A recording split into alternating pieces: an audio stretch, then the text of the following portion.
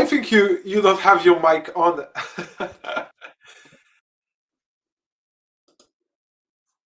Wait, there you go. There we go. Apologies about that. Sorry, normally what happens is the intro video plays and it mutes you whilst you're but for some reason it must have muted me whilst I was slurping my tea. But regardless, that's the best way to start a show, I always feel. Hello, everybody, and thank you for joining this mess of a program. Today, what do we have for you? Well, as ever, we have an incredibly impressive Frenchman standing right next to me, sort of, virtually speaking. It's Leo. Hello, Leo. How have you been? Hey, Daniel, how are you? Oh, with that superb introduction. Anyway, yes, mime is very funny, I hear. But again, you're French, you know. Right, okay, let's talk about the European soccer show. All the things to do with soccer we're showing sort of in European football. And we're going to start with the Premier League. Last week was a bit of a damp squib. This week, my goodness, there's a lot of talking points, and those points will be talked about right now. So on Saturday, West Ham United's incredible return to form continues as they defeated Sunderland 3-1 with all their goals coming in the first half. Burnley continued Thomas Frank's misery at Spurs. There was a 2-2 draw there at Burnley. Fulham came from behind to defeat Brighton 2-1 with yet another goal from Harry Wilson in stoppage time. Manchester City had a fairly serene 2-0 victory against Wolverhampton Wanderers. Both goals coming in the first half there for Mamouche and Antoine Semenyo. Possibly game of the weekend, second place perhaps. Bournemouth 3, Liverpool 2, a winning goal in the 5th minute of stoppage time there. Fantastic game. And then on Sunday, Nottingham Forest had a really surprise victory at Brentford. Brentford with a superb home record, losing to Forest 2-0. Crystal Palace's damning run in the last sort of 7 or 8 weeks continues as they lost at home 3-1 against Chelsea. Newcastle United 0, Aston Villa 2. Villa clawing themselves back into the title race, no matter what Unai Emery says. And the game of the weekend, actually, Arsenal 2, Manchester United 3. My goodness, what a performance. Give Michael Carrick the job full time, they cry. Or will they? Let's start with that, shall we? So you put in the notes, can Arsenal lose everything? Well, they could certainly lose this match. And I messaged you at the time saying Manchester United only had, I believe, 3 shots on target, 2 of which were absolute worldies. And yet it didn't feel like an unfair result because Arsenal didn't actually create that much for themselves either. So do you think this was a deserved victory or one of those where like it could go either way sort of thing? Yeah, I think it was a deserved victory for Manchester United. As you mentioned, they have scored some incredible goals, especially Dorgu's. What a hit. Impressive. Talking about Arsenal, they now have picked up just 2 points from their last 3 games, which is obviously not enough to compete for the title for now. And most importantly, they have only scored 2 goals. So yesterday against Manchester United, I really do think there is a problem in attack for this team. Hopefully for them, they are genius at set pieces, but they need to find other ways to score because. But sorry to jump in here, but that's been the story of their season, though. I mean, it's been often commented about the fact that they, at several points throughout the season, they have really struggled to create anything in open play and have relied on set pieces. But up until now, they've still managed to get results, which has been the big difference. Yeah. It just happens to be this time they played against a team who've had 3 shots to target, 3 goals from an XG of, I think it was 0.7. You know, so it is quite an extreme circumstance. But still, like this was always going to happen at some point.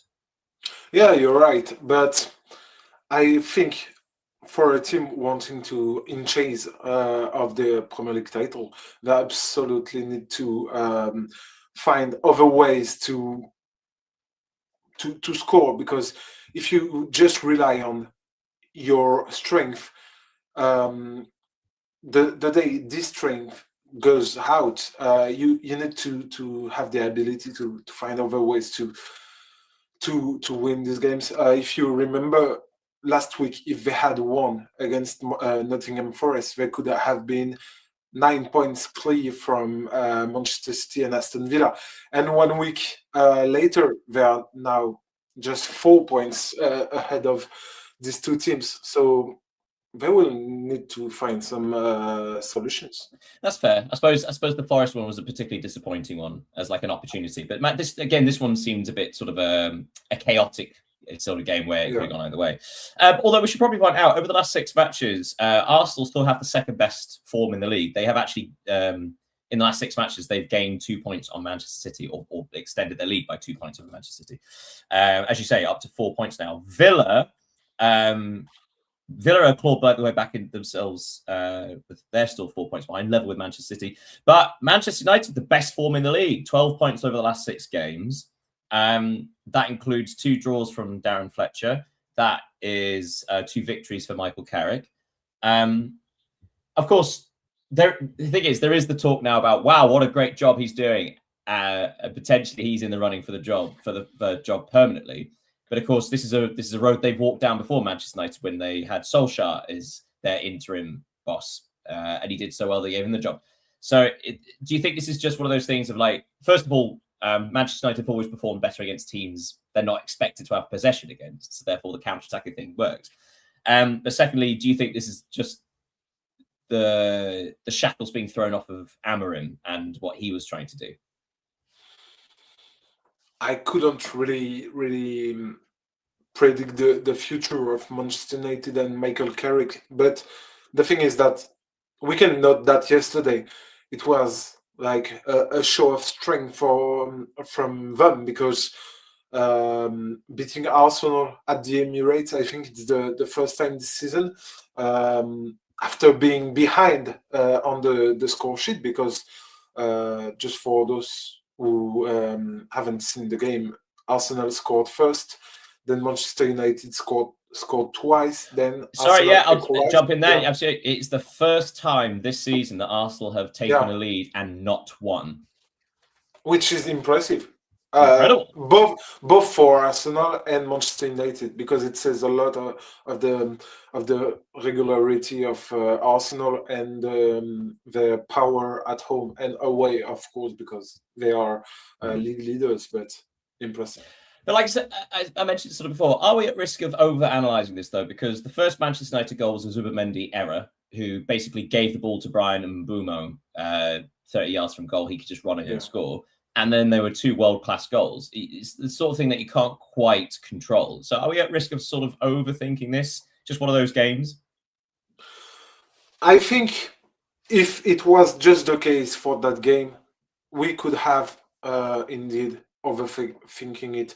But this past weeks, even in December and at the end of November, we've mentioned that Arsenal struggled to win some games, some easy games. So it's not the first time they lose points after. That's a good point. After a couple of draws. So, right. So. Sorry. Yeah. Go on. No, I was going to say, of course, Manchester City won their first game of the year in the league, beating Wolves 2-0. So again, sort of not all like I say, over the last 6 games, Arsenal having actually extended their lead by 4 points. Yeah, it's half glass full sort of thing, like glass half full rather. You know, it's like it could have been 9. It's currently 4, but it is a league. And of course, this is why you have such a league, right? So therefore, you are allowed slip-ups. Hypothetically, if they lose next week, yes, you could say like, they're stumbling, they're failing, but also they have this gap. They're allowed to do this. Yeah, the last thing we can say on Arsenal is that the main danger for them is themselves, because we saw it last season, we saw it 2 seasons ago. They had everything it takes to win the title, but they lost it because of themselves. So maybe 3rd in a row. I don't expect them to do it, but quick question: out of all the teams in the league, which team do you think has the worst form over the last 6 matches? Which team has picked up the fewest points in the last 6? In the last 6, yeah, I would have said Burnley. Burnley have Burnley picked up 4 points, 4 draws. Liverpool, maybe. No, oh no, Liverpool have had a really good run. Well, until this week. Crystal Palace have only picked up 2 points in the last 6 games, and currently sit 15th. The reason I bring this up is because another wonderful victory for West Ham United. They're second in a row in the league, third in a row in all competitions. Yeah, excellent goals from Somerville, Bowen, Fernandez. West Ham. So, but of course, Nottingham Forest then beat Brentford the next day. But the reason I bring this up is because Wolverhampton Wanderers, everyone seems to accept that they've gone, despite that they sort of have some form. Now, Burnley seem incapable of winning, even though they've had fairly decent results recently. They're still 10 points from safety. West Ham are 5 points behind Nottingham Forest, but also 5 points behind Nottingham Forest and Leeds United. But Crystal Palace and Tottenham Hotspur are 8 points ahead of West Ham, and Crystal Palace have been plummeting. So are Crystal Palace at risk? It's 8 points, absolutely. But in the last 6 games, West Ham have gained 5 points to them. So if that happens again, they're within a victory. I don't really know if they are at risk, but the thing is that which is certain is that they are now looking more at the bottom of the table than at the top, because as you mentioned, they are now 8 points, only 8 points clear of the relegation zone. They will play European football in the second part of the season. They have lost Marc Guéhi. They will certainly lost Jean-Philippe Mateta. I saw Nottingham Forest would like to submit a bid for. I mean, he was linked with Juventus and Aston Villa. Now it's announced that Aston Villa seem to be in the market, almost close to completing Tammy Abraham's transfer. So it does suggest that Juventus are front runners if they match the valuation. But yeah, the form of Crystal Palace isn't positive at all. So they will need to win something, because it's difficult for them to go there. Yeah. Oh, hey, my goodness! Hello, Sean. He's come to bask in the glory of Manchester United defeating Arsenal, and he's missed the section. He's missed it. Oh, what a shame for Manchester United. I'm sitting at the airport at Heathrow. I just wanted to jump on and say, as I get ready to go to the Real Madrid match on Wednesday night, that we came to London and we smashed them. So we took care of business. Sean, as a thought experiment, because Leah and I were just talking about this, what does the last couple of results were being so impressive against Manchester City and Arsenal, the top two? Do you lay this basically as this success at the feet of Michael Carrick, or do you think this is more of a case of just throwing off the shackles of Ruben Amorim's ideas? And does this lead anything into potentially Michael Carrick getting the position full time? I think it's a mix of both. Obviously, I think they definitely needed something after this. A lot of those excuses that he was making, that, we don't have game changers off the bench. We don't have this. Kobe Mainoo can't play next to, Casemiro and everything. I mean, those all look like they're, garbage excuses at this point. And they've been playing, on the front foot and at times, and then countering. So it's all been, I think they've been freed from that. They do have talent as well, too. Just little tweaks. Dorgu's up the pitch and scoring goals now. Cunha coming up the bench and scoring goals. So just little tweaks. I think those 2 wins are great, but, what are they going to do against teams like, Fulham this weekend? They got to keep it going. If they go out and smash Fulham 5-0, Sunday, maybe we start talking about stuff, but I think nothing will be decided with Carrick until the end of the season at this point. I mean, I know they said that, and they did it, with Ole after they beat PSG in the Champions League, and they kind of just could have waited until the end of the year, because at that point he had the job anyway, right? So I think they just need to see how everything is going to go. But at this point now, if they're going to play like this the rest of the season, he's got to definitely be in for the job. So, well, of course, again, something else we were talking about, the fact that Manchester United, this is actually form for them in regards to the last several years, facing a team where they could actually sit back and counterattack and give possession to the other team.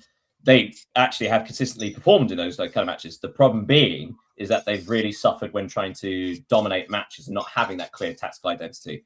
So, like you say, sort of facing Fulham will be an interesting test of that theory. Yeah, and you got to look. I'm just going to pull up their schedule here for the next 5 matches because they have and They they've have been Fulham, Tottenham, West Ham United, Everton, and Crystal Palace. There you go. So 3 of the 5 are relegated, threatened teams. Yeah.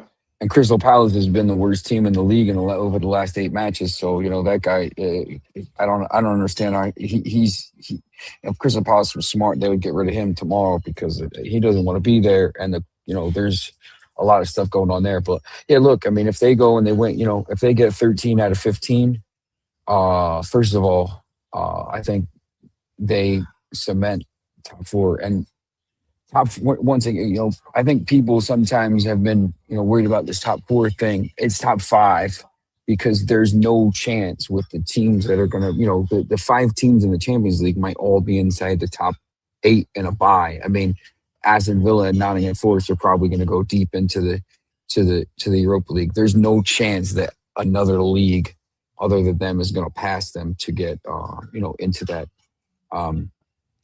Top 2 spots where you're going to get 5. So really just need top 5 now. It's so, I was looking at it's basically between Chelsea, United, and Liverpool. I think, maybe Newcastle, but they didn't look great for those 3 spots. So, 2 teams for 3 spots for the Champions League.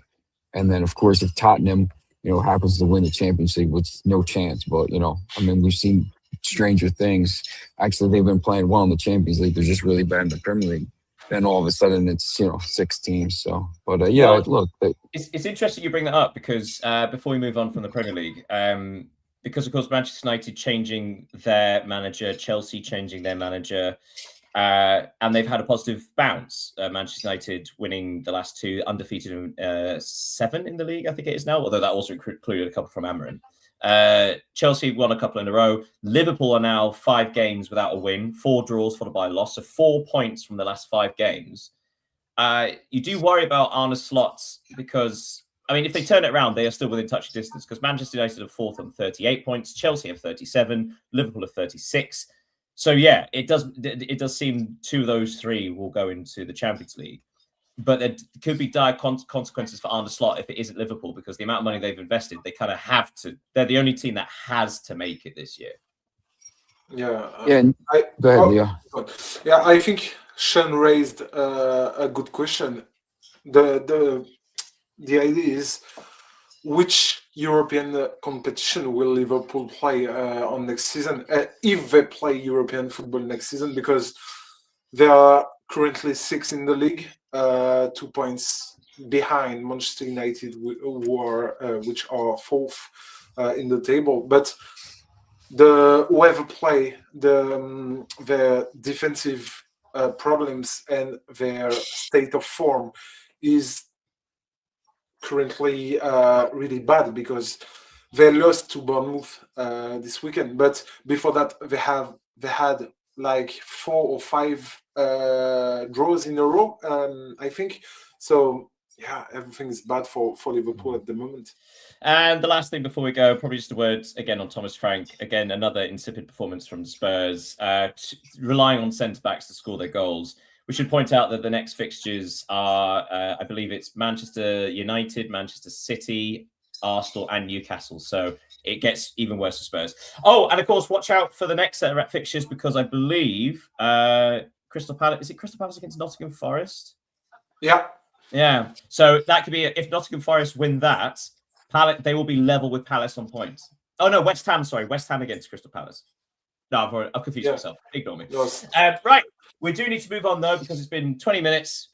We've been all over England, sadly. Right. So since we got Sean here and you're off to watch Real Madrid, shall we just skip to La Liga? La Liga seems like a good spot to chat while Sean's off to the Bernabeu. So, first of all, some shock results for the relegated or relegation-threatened sides. On Friday, Levante defeated Elche 3-2 with the winning goal coming in the 6th minute of stoppage time to snatch the victory there for Levante. On Saturday, again, threatened Osasuna, had a great victory, 3-1 at Rayo Vallecano, a couple of goals in stoppage time there to seal the win. Similar for Valencia. Valencia make it 2 wins on the bounce, defeating a very impressive Espanyol side. Valencia had the lead twice, but relied on a Ramazani penalty in the 4th minute of stoppage time to snatch the victory there. Seville came from a goal down to defeat Athletic Club 2-1.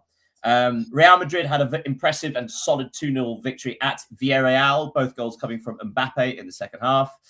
And on Sunday, Atletico defeated Mallorca 3-0. Barcelona defeated Real Oviedo 3-0. Sociedad, another impressive victory over Celta Vigo this time, winning 3-1 despite having a man sent off in the first half.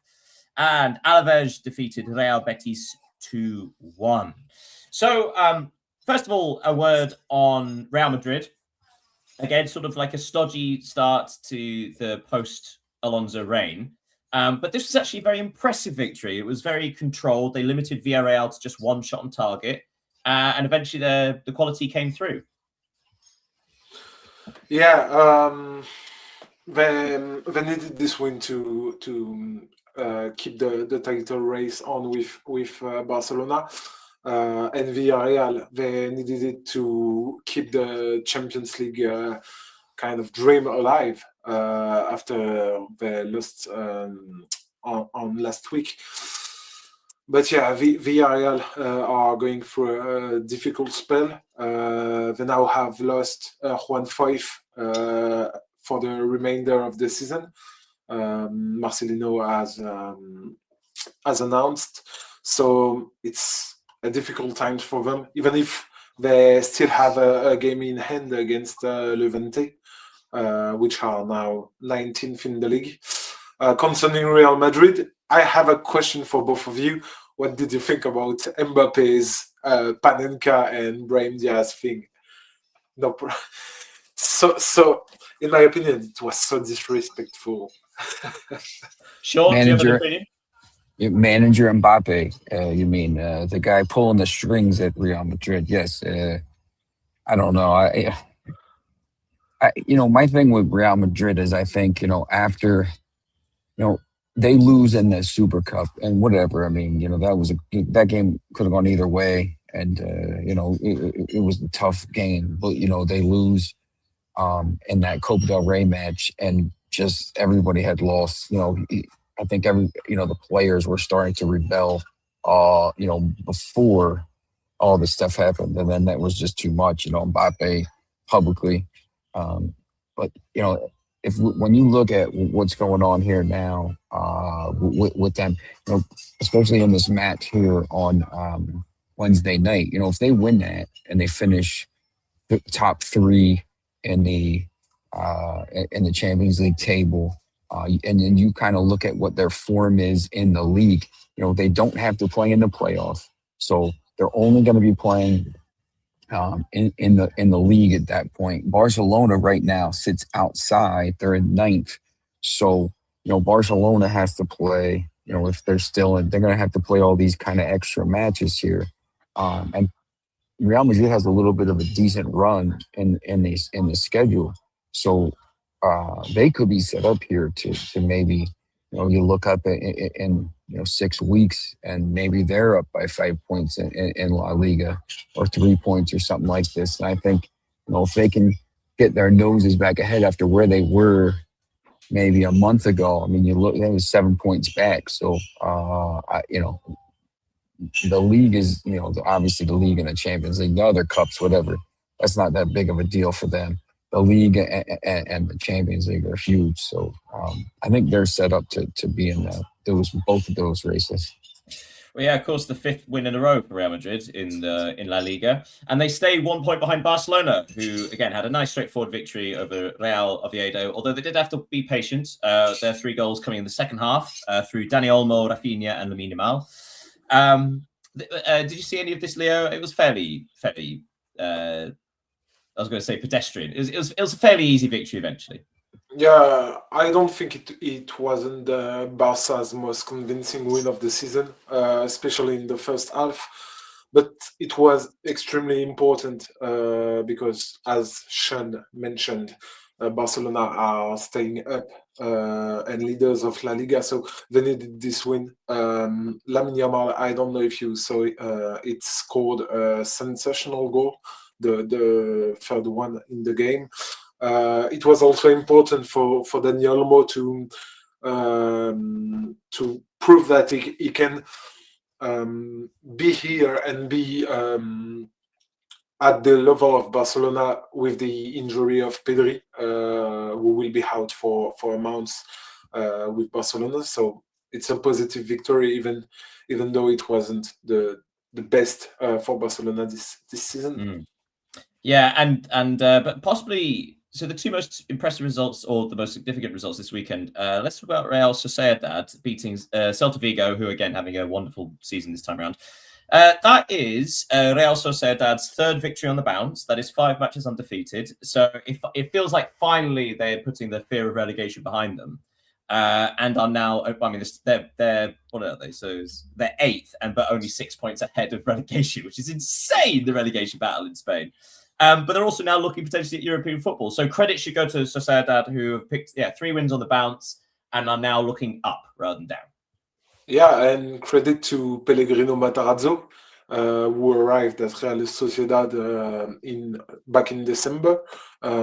He has now won 4 of his 5 first games at the helm of Sociedad. This is impressive because Real Sociedad played against Atletico, they played against Barcelona, and they played against inform Celta Vigo. So impressive wins. As you said, they are now 8th in the league, 5 points behind Real Betis, who sits currently 6th in the table. So the rise to in the table is impressive. I have a quick aside about Pellegrino.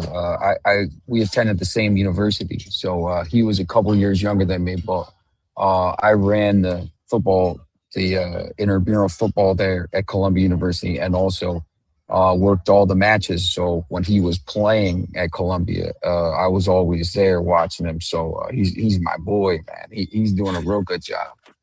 Yeah, he is. Yeah. And it's never easy to change because he was, for those who don't know, he was working in Bundesliga before coming to La Liga. He was at Hoffenheim, if I'm not mistaken. So now he is doing a terrific job at Sociedad. Daniel, just real quick, just wanted to jump in. I got to go catch my flight, but I just wanted to come on and just say hi to everybody. Now that I'm on actual your time over here, and I can see normal time in the morning. But I just wanted to say good job, and I'll keep watching as I'm getting on the flight. So so it's lovely having you, lovely seeing you. Also the first time I've seen you since You the as haircut. well. It's good to know that you took inspiration from me. took care of it. Yeah. I wanted to be like Daniel, so I took care of all my hair. There are the 3 steps of the baldness here. Yeah. Mine will be back like this in about a week, but it will see. So Okay. All right. Well, have a lovely I see you time. guys. Have a You as safe well. flight, Sean. Okay, I'll see you. Goodbye. As Sean departs, the last word should go to Valencia. 2 wins on the bounce, both in the last minute, both incredibly dramatic. Valencia finding not only a bit of luck, but also real fight and determination. They did throw the lead away twice, but again, this is against the impressive Espanyol side. 2 victories in a row, both coming in stoppage time. That speaks a lot about the determination for them to get out of this mess. Yeah, that's right. Valencia, they make me feel about like a team that refuses to die, because we are obviously talking about a historic Spanish club that has been through a serious crisis of financial problems with the fans for several months, but they just want to stay in La Liga. And now they are only 2 points ahead of the relegation zone, but these 2 wins and 7 points out of 9 over the last 3 games. Mm. They are vital for them. So yeah, great. genuinely, everybody keep an eye on this relegation battle, because between Osasuna in 9th place and Getafe in 18th in the relegation spot are only 4 points. Yeah. 4 points separating that many teams. That's astonishing. Right, yes, we should go to Serie A. Otherwise, this show's going to run forever. So, Serie A, oh my goodness, again, some incredible storylines happening. On Friday, bottom of the table, Pisa took a 2-goal lead at Internazionale at the San Siro. Both goals coming from Moreo. But before halftime, Inter had taken the lead through a Zielinski penalty, Lautaro Martinez and Esposito in stoppage time first half, taking a 3-2 lead into the halftime, and then ended winning 6-2 with further goals from DiMarco, Boni, and Mkhitaryan. Speaking of 6, Como got 6 goals against Torino. Torino, who are again plummeting towards trouble. Another impressive victory there for Como. Fiorentina couldn't continue their good form. They lost at home against Cagliari, who have really turned it around themselves. And then there's also a Lecce and Lazio 0-0. And then on Sunday, Sassuolo defeated Cremonese 1-0. Cremonese might also be in trouble. Atalanta's return to the top half continues. 4-0 victory over Parma. 2 goals in the first, 2 goals in the second. One of the games of the weekend, Genoa 3, Bologna 2. Genoa actually came from 2 goals down to win this game. Bologna took the lead through Lewis Ferguson and an Otoa own goal.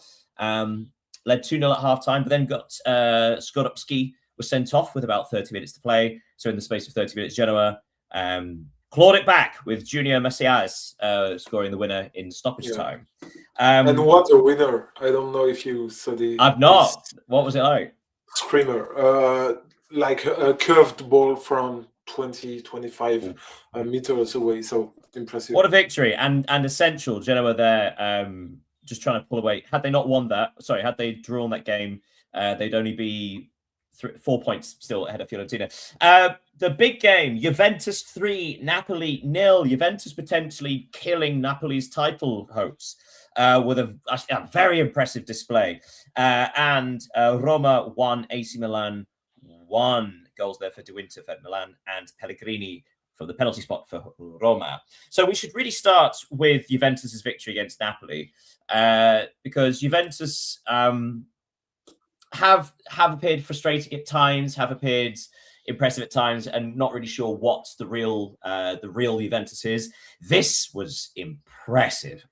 Yeah, and which is more impressive, and I think Juve's fan will be happy about that, is that this defeat certainly put Napoli out of the title race, because they are now 9 points away from Inter Milan. They are sitting 4th in the league. So yeah, maybe it's the end for Napoli's hope for the back-to-back. Yeah, you got to feel sorry for them a little bit, because they have had horrific injuries the last couple of months, and they were sustaining a challenge throughout a lot of that. But in the last few weeks, it just feels like they are too light. They're out. They're out of energy. They need some freshness, and it does feel like it's finally caught up to them. Yeah. You're totally right, and it's also important to note that they are experiencing a difficult European campaign. We've mentioned it on the last weeks, but yeah, things aren't going well for Napoli. It may be one of those things that if they are either eliminated from the league phase or from the first knockout phase in the Champions League, that actually may allow them the opportunity to concentrate on the league and getting in the Champions League again the following year. But yeah, Juventus, great credit to them. Goals from Jonathan David, Yildiz, and Kostic in that game. Inter had a little bit of a scare. It was that first half was very fun. Pisa somehow taking a 2-goal lead. Give them credit for the bravery they showed and how they counterattacked. But Inter, I mean, yeah, just ridiculous amount of quality. Yeah, you have said that they had a scare, and it's true, notably with the 2 mistakes by Jan Sommer. He has done some mistakes this season compared to last season, where it was terrific. Totally, we certainly remember the his semi-final performance against Barcelona. But Inter against Pisa were bottom of the league. Just to recall, they quickly and recovered the 2-0 trailing. They scored 6 goals with 6 different goal scorers, which speaks volume about their attacking depth and the quality of their players. So good point. And they are the big winners of the weekend because AC Milan and Roma have drawn yesterday night. So they're now 5 points clear of the second, which are obviously their rival. Yeah, 5 points clear of AC Milan, 9 points clear of Roma and Napoli, and 10 clear of Juventus. It is interesting, this top 6. So, for example, between Inter and Como in 6th place are 12 points. Obviously, 5 of that is from Inter to AC Milan. So there is the real fight for the European places. But then Como have a 5-point gap to Atalanta, and Atalanta now have a 5-point gap between them and Bologna, who have only picked up 4 points from their last 6 games. So it does feel like now the top 6/7, that seems to be setting now. It's more about in what order they're going to finish in. But speaking of which, looking towards the bottom of the table, Fiorentina back in the relegation zone after they lost at home to Cagliari. Cagliari, who have moved up to, what was it? 12th, I believe, 11th. So they somehow managed to turn the tables and pull themselves away from trouble. It was a bit of an off day for Fiorentina, wasn't it? Well, I say off day in more recent terms. Yeah, the only positive aspect for them in this defeat is that the 4 teams above them and the 2 below them didn't win either. So they are only 1 point away from Lecce. And even if they are 6 points behind Torino on the 16th place, it's not really important because they just need to surpass Lecce to stay up in Serie A, and I think. Well, you say that because, of course, do you remember me saying a few weeks ago I was worried about Cremonese, who are really falling down the table. So within 6 points, so 2 victories of Fiorentina, obviously 1 point above them of Lecce. Then there's Torino, 5 points, 6 points clear on 23, along with 4 other sides. Torino have only picked up 3 points in the last 6 games. Cremonese have only picked up 2. Lecce have only picked up 2, while Fiorentina have won a couple of games, so actually are clawing back. So it does feel like Genoa have picked up some form. Parma have had a win, 6 points. Genoa 9. So it does feel like Cremonese, Torino, Lecce, they're the ones falling down as Fiorentina recover. In your opinion, which of those sides, is it Lecce you think is the most at risk? Yeah, I think because a 6 point gap is something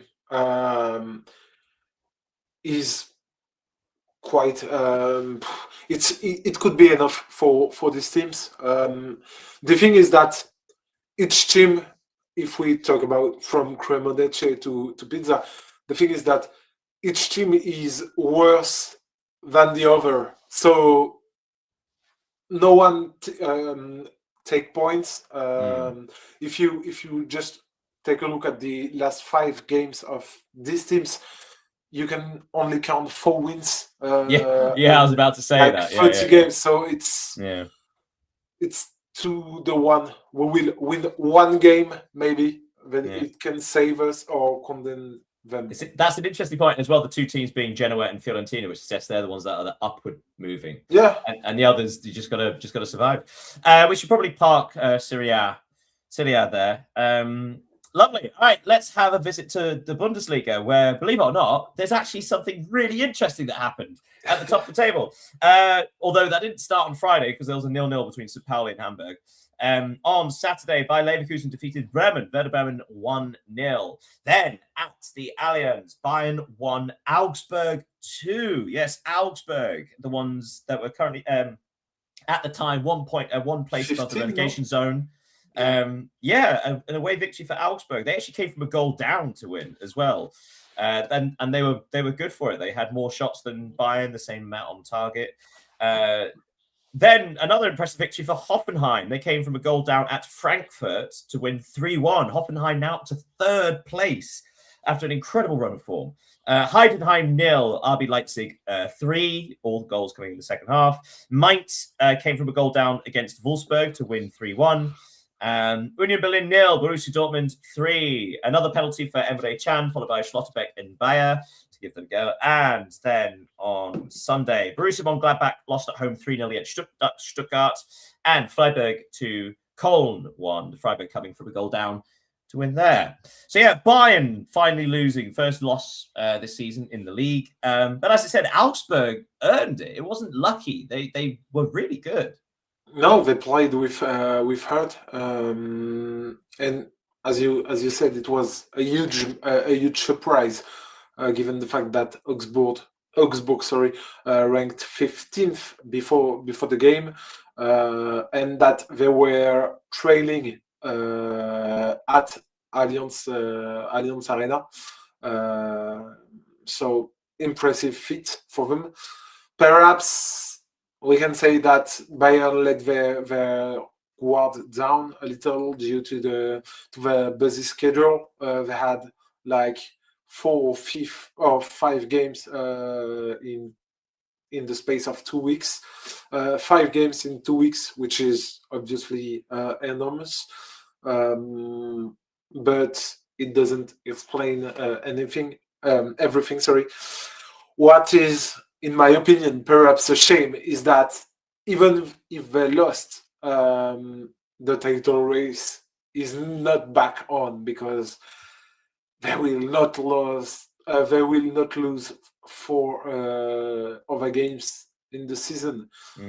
So yeah, that's a good point. And yeah, and also again some context, because of course the coverage in Germany is so heavily Bayern. Obviously, they're going to criticize every little thing, regardless of the defeat. But also Bayern are going to finish in the top 2 in the Champions League. They are through to the automatically through to the next round. They are 8 points clear at the top of the Bundesliga. This season, apart from this defeat, has basically been perfect, more or less. Yeah, the only thing is that they will not do the same thing that Bayer Leverkusen did 2 seasons ago. Yeah, very true. But of course, that was the first time it ever happened. So there's a reason why it's so hard. Of course.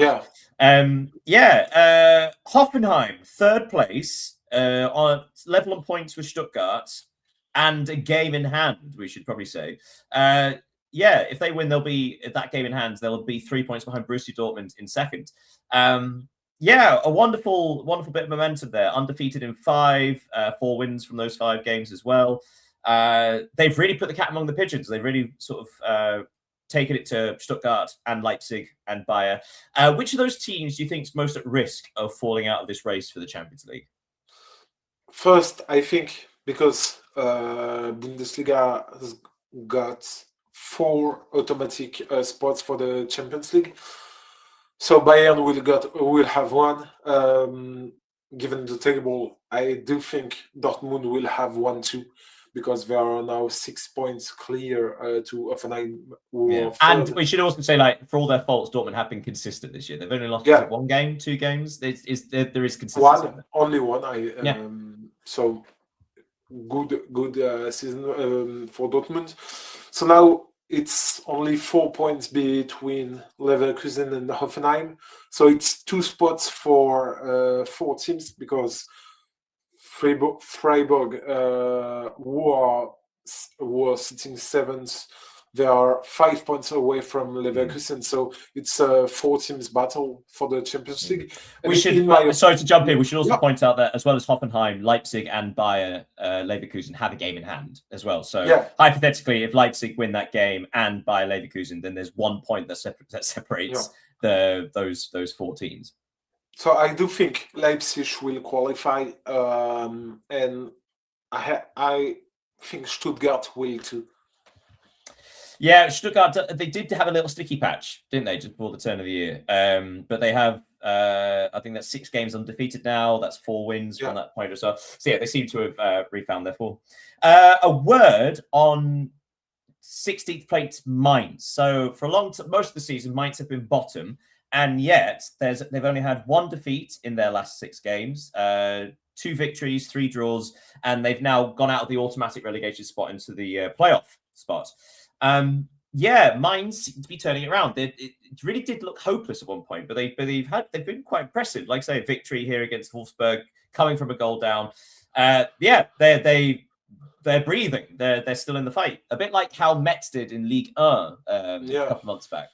Yeah, apart from Augsburg, I think Mainz did the great coup of the weekend, because St. Pauli and Heidenheim had not won, and Mainz did for the second time in the last 3 games. They were bottom of the league before this weekend, or maybe 17th, just because of the goal differences with St. Pauli, and they are now sitting 16. A win next weekend could even make them past Bremen, Werder Bremen, because if you just take a look at the form of HSV and Bremen, they are not on Mainz 1. So Bremen haven't won a game in, I think Bremen haven't won a match in 9 matches, something like that. Yeah, it's troubling times. Also, another relegation battle to keep your eye on, because that is 1, 2, 3, 4, 5. That's 7 teams all threatened with relegation, from Wolfsburg on 19 down to Heidenheim at the bottom with 30.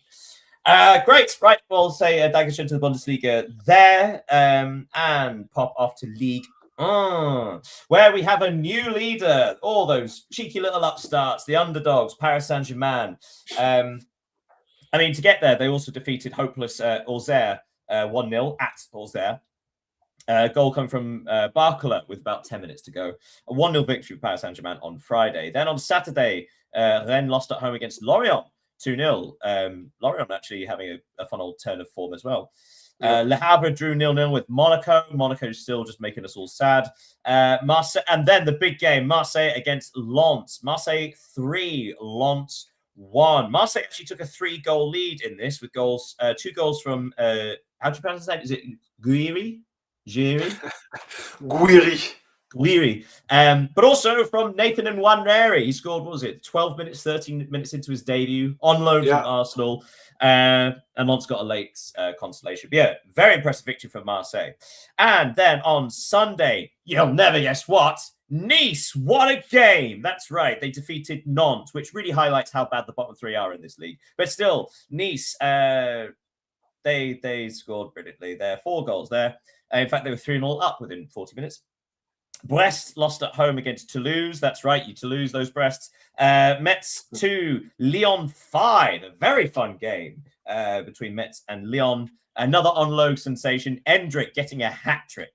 Paris FC 0, Angers 0. And Lille lost at home against Strasbourg 4-1. Strasbourg actually being 4 goals up before a late consolation in stoppage time.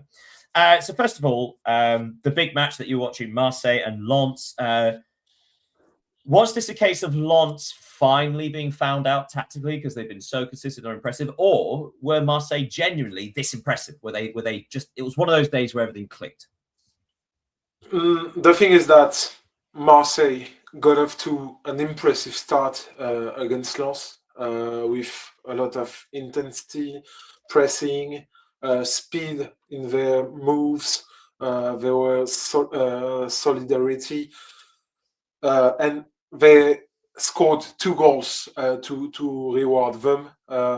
It was like a world of difference compared to what they did against Liverpool in the Champions League.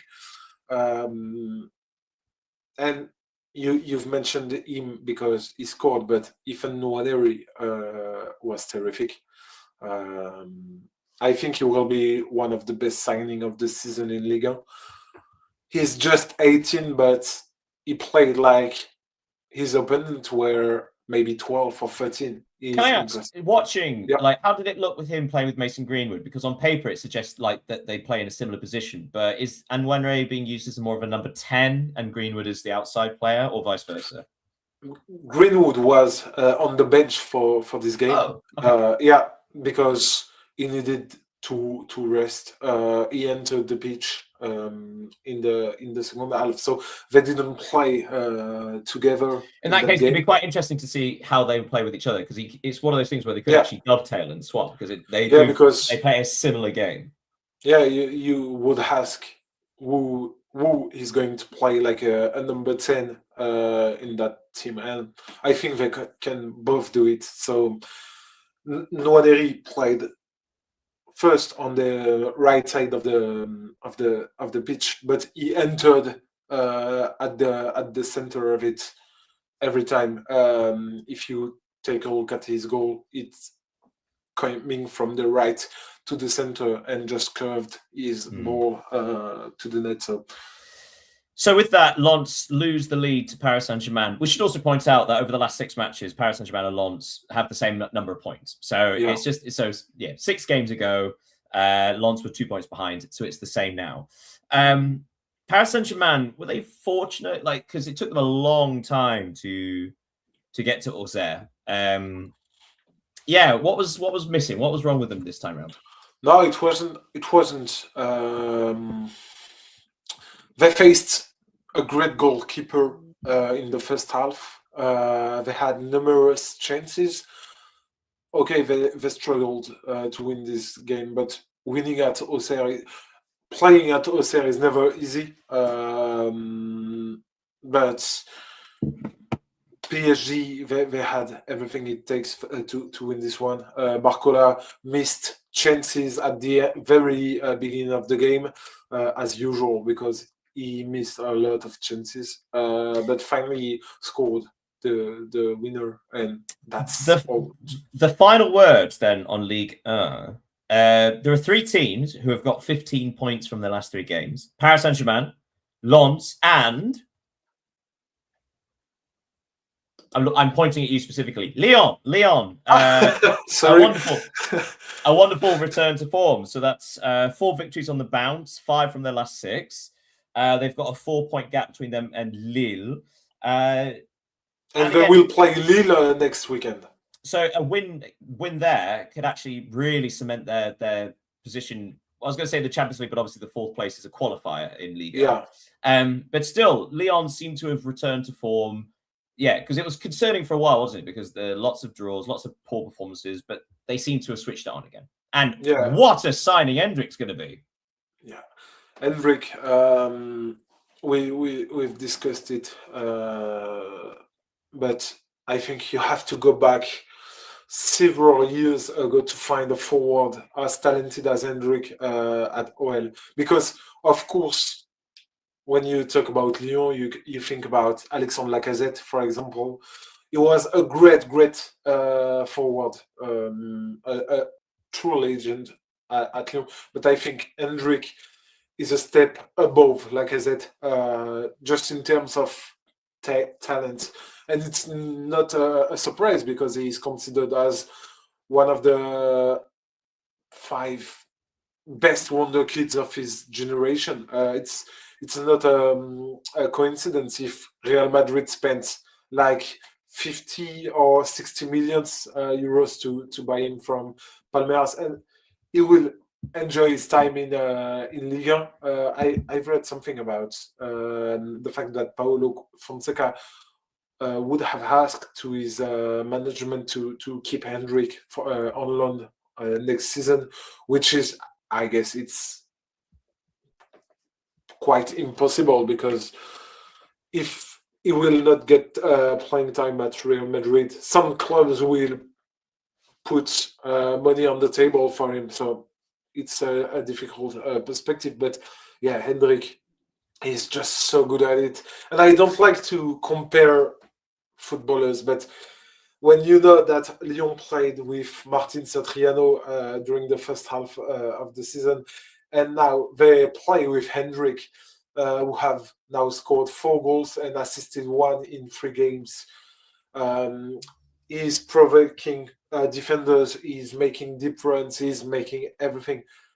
It's night and days, to be honest, and Endrick is a great addition to that squad. And also good for him, because we were talking about the fact that it seems quite almost cruel they didn't get more game time at Real Madrid, considering 99 minutes. It didn't seem also like some of the players ahead of him, because he could also come off the right, which is actually a position where you feel like you really could have done more. Fantastic. Let's leave the league there and move on to the 3 things you may have missed this week. Oh, we've got a message from Josh. Hi, guys. Interested to hear your thoughts on this Serie A race. As a Milanisti, all I hear is people saying that due to the lack of European competition this year, we are title favourites. Well, I suppose it's the word favourites. It's good timing. I think back to that said, we don't have the depth or quality of Inter. Nowhere close in my eyes. Am I wrong to think we never actually had a true chance to keep up with our cousins and win a Scudetto? Well, I think back to when Antonio Conte took over Chelsea. That sticks in my head because, of course, Chelsea would have been challenging for the league anyway. It's just that they didn't have any European football that year. So having a new manager with no midweek games allows that extra time for tactical preparation and gives you an edge and an advantage, in the same way that Inter having a large squad gives them an advantage. So the idea being that actually the two would sort of not nullify the other, but each works, like, gives them an edge over their competitors. I certainly thought Napoli would struggle eventually. I obviously didn't predict this injury crisis, but it did feel like Inter had the squad to deal with it, and Napoli had just purchased this squad that could deal with it, whereas AC Milan, it's the extra time. I suppose the big disappointing thing was, like, earlier on, there were a lot more draws than victories, because really AC Milan could have still been in the lead had it not been for just failing to defeat teams in the bottom half. What were your thoughts, Leo? I totally agree with everything you have said, especially since Milan, if you just take a look at their results, they have only lost one game this season against Cremonese on the opening day of Serie A. So it's hard for them, obviously, not to have to play European football helps every teams, but I do think Inter Milan are just not untouchable, but they have won the games they needed to win, except from the derby, because they lost to AC Milan in the first half of the season. But we should probably also, sorry to interrupt, we should probably also mention that Santiago Gimenez, Gimenez, got a substantial injury, obviously, a couple of months back. So therefore, that not having that level of striker available is going to impact a team who have had to sell players, for example, to balance the books. I think that probably the term is like the fact that favourites. They probably weren't favourites. What they were considered title contenders because of the lack of European football, especially. Right, yes, but we do need to bring this to a close shortly. So the 3 things. What do you have to share us that we may have missed? The thing is that we will stay in Italia, but going to the 4th division in Serie D. I don't know if you saw that. It was announced last week. But Douglas Costa, former Juventus, former Bayern Munich, and Brazilian international, he's 35 and he has signed with a legendary club in Italia, with Chievo Verona. So it's one of the peculiar signing of the winter transfer window. Oh, that's very fun. Well, I'm going to get your gaze towards the Women's Super League, the WSL. The last 6 seasons have been won by Chelsea, and it looks like finally that's going to end. Chelsea lost at home against Arsenal 2-0 this past weekend, which means that Manchester City are now 9 points clear of Arsenal, with 11 games to go, but also that is a big gap. It looks like there's going to be a new champion at last after a long wait in the WSL. Anything else for you? The last thing I've noted is that Barcelona. It's a good news for Barcelona supporters because the club have announced that it will hold discussions with the various supporters group regarding their return to the Camp Nou. Because if you forgot, they are in conflict with the club's management, the groups of fans, because they suspended them for inappropriate behavior. So if something could happen on that point, it would be good, because a great club like Barcelona needs their supporters. Right, the trivial trivia. Now, mine is slightly outdated. This is the one I did last week, which I didn't get to do. So this is a true of last weekend. So you have to keep that in mind, I'm afraid. So my question for you, Leo, was going to be this. How many players across the top 5 European leagues, how many players have scored more than 10 goals?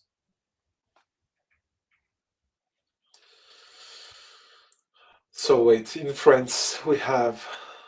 I don't think it's a lot. I think in I would go France with it. there is. I think in France Yeah. there's only 2. Mason Greenwood and Panicelli. Yep, 2. Yeah, That's 2. that's Okay, 2. So what's the Is- so what do you think the answer is? It's a surprisingly low number. Yeah, I would go with between 8 and 10 because I know in La Liga it's 3, maybe. You're very close. It's 11. Well, as of last weekend, Okay. it was 11. Yeah, do you want to have a quick go at guessing them? So we know the top 3. Haaland has 20, or Yeah. had, again, from the last weekend. Harry Kane had 20. And Mbappe, I suppose now he has 20. So that's fun. Actually, a good race for the Golden Boot. But they're the top 3. Okay, so you've got those 3 and Mason Greenwood and Panicelli. So you've got 6 more to go. Vedat Muriqi from Mallorca. Absolutely. He's up to 14, I believe. Yeah. In Serie A, Lautaro Martinez. He's on 11.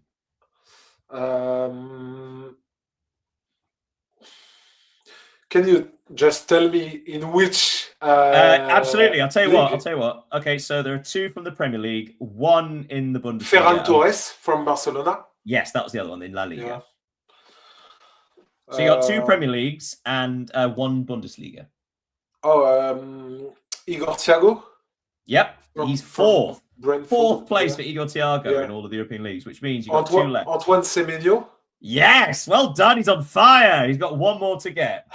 And in which league? Bundesliga.